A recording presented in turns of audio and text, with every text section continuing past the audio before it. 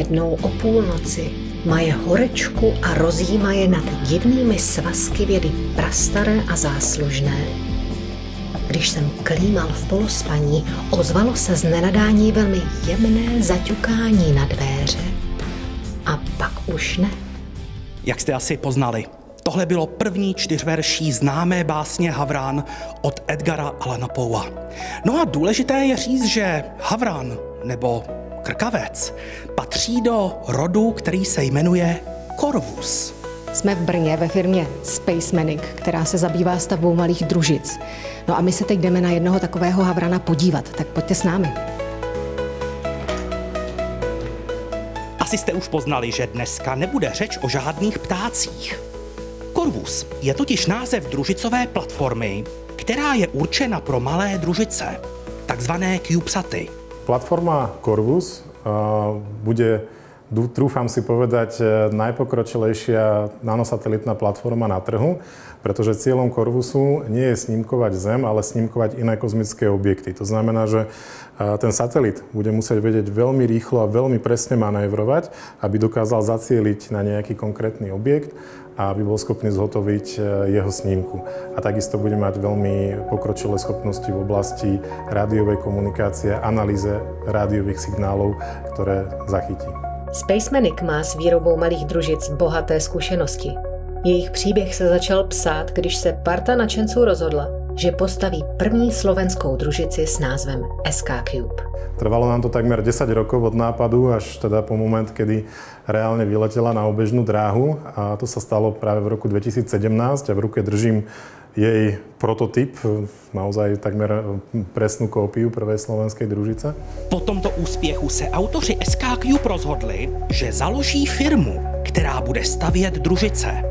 Ze společnosti Spacemanic tak vyšly třeba české družice Planetum 1, BDSat 1 a 2, nebo růžová slovenská družice Veronika.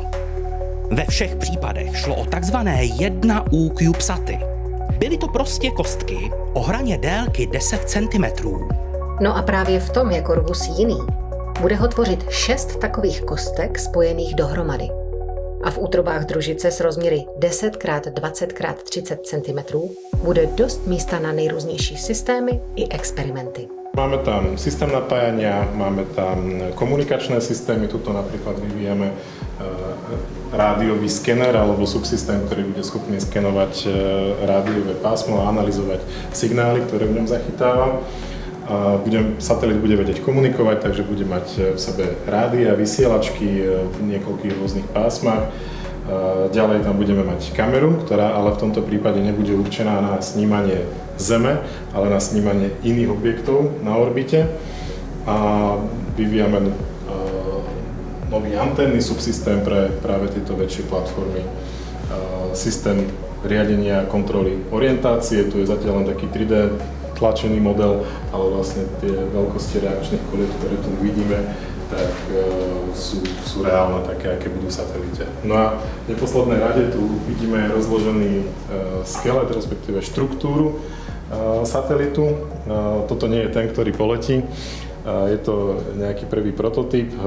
Jeho zaujímavosťou je to, že je vytlačený, čiže jedná sa o 3D tisknutý liník. Projekt Corvus běží už několik měsíců a momentálně finišuje příprava takzvaného inženýrského modelu. Ten ještě do vesmíru nepoletí, ale přesto je hodně důležitý. Pracovníci si na něm totiž mohou vyzkoušet všechny systémy, ještě než začnou stavět letový kus. Všetky tie komponenty a tie jednotlivé časti máme už tu vlastne na stole, postupne s nimi kolegami pracujú, oživujú, vylepšujú.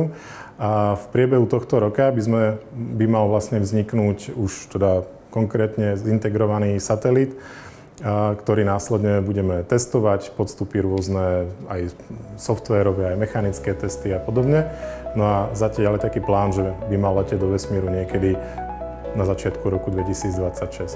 Firma Spacemanic se v poslední době výrazně rozrostla a může si tak troufnout i na větší a složitější projekty, jako je právě Corvus.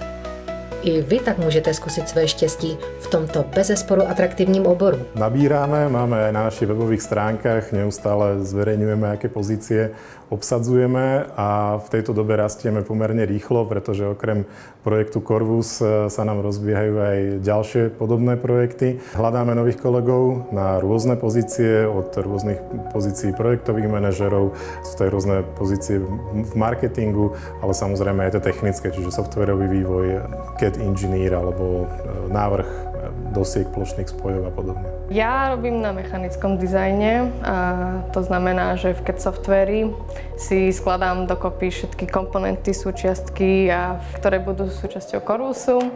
Spolupracujem s inžiniermi, teda hlavne s elektronikmi, RF inžiniermi, ktorí keď vytvoria nejaký nový návrh, tak pošlú mi svoje modely a ja to potom mechanicky aj s kolegom dáme do formy do celej sestavy a vlastne potom im dáme feedback, že či niečomu zavadzia, či konektory, či sa káble zmestia, či to tak dáva zmysel, či tam je toľko priestoru, či neprekračujeme váhu. A potom takýmto iteratívnym spôsobom sa dopracujeme k zostave, ktorá bude konečná a môže sa vyrobiť. Jestli firmu Spacemanic něco charakterizuje, tak je to snaha o maximální samostatnost. Nejen, že si staví většinu systémů sami, ale dokáží pro své zákazníky třeba obstarávat administrativu spojenou se starty. Díky této samostatnosti jsou tak mnohem flexibilnější, což zákazníci oceňují. V tomto vidím našu veľmi silnú stránku a to je taká naša filozofia, pretože čím viac vecí robíme tu u nás doma, v našom labáku, tak tým menej sme závislí na rôznych tretích stranách, výpadkoch, rôznych komponentov alebo súčiastiek na trhu a vďaka tomu sme potom schopní poskytovať o mnoho flexibilnejšiu, rýchlejšiu a o mnoho lacnejšiu službu ako naša konkurencia. No a to je konec. První díl nového pořadu Kosmické Brno dospěl do svého závěru. No ale vzhledem k tomu, co jsme tady dneska viděli, vám můžeme téměř jistě slíbit, že se sem vrátíme. Mějte se hezky. Naschledanou.